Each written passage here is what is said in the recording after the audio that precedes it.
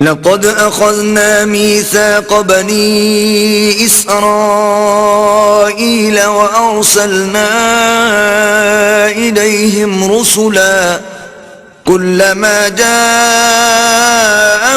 رسول بما لا تهوى أنفسهم فريقا كذبوا وفريقا يقتلون.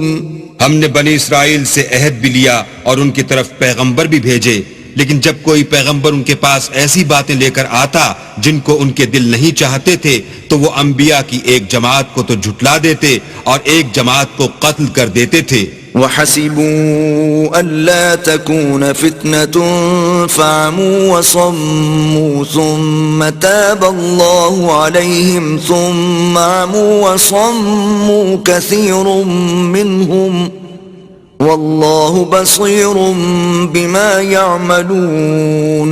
اور یہ خیال کرتے تھے کہ اس سے ان پر کوئی آفت نہیں آنے کی تو وہ اندھے اور بہرے ہو گئے.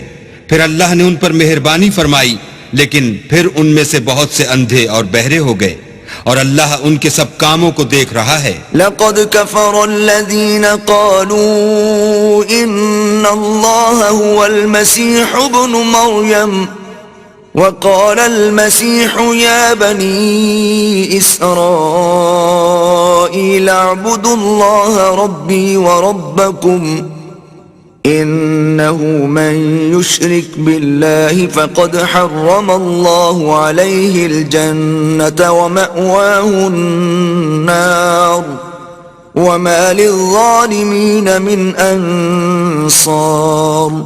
وہ لوگ بلا شبہ کافر ہیں جو کہتے ہیں کہ مریم کے بیٹے عیسیٰ مسیح خدا ہیں، حالانکہ مسیح یہود سے یہ کہا کرتے تھے کہ اے بنی اسرائیل خدا ہی کی عبادت کرو جو میرا بھی پروردگار ہے اور تمہارا بھی، اور جان رکھو کہ جو شخص خدا کے ساتھ شریک کرے گا خدا اس پر بہشت کو حرام کر دے گا اور اس کا ٹھکانہ دوزخ ہے اور ظالموں کا کوئی مددگار نہیں. لقد كفر الذين قالوا إن الله ثالث ثلاثة وما من إله إلا إله واحد وَإِن لَّمْ يَنْتَهُوا عَمَّا يَقُولُونَ لَيَمَسَّنَّ الَّذِينَ كَفَرُوا مِنْهُمْ عَذَابٌ أَلِيمٌ.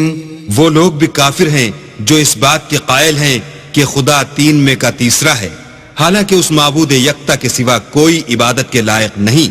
اگر یہ لوگ ایسے اقوال و عقائد سے باز نہیں آئیں گے تو ان میں جو کافر ہوئے ہیں وہ تکلیف دینے والا عذاب پائیں گے. افلا يتوبون الى الله ويستغفرونه والله غفور رحيم. تو یہ کیوں خدا کے آگے توبہ نہیں کرتے اور اس سے گناہوں کی معافی نہیں مانگتے، اور خدا تو بخشنے والا مہربان ہے.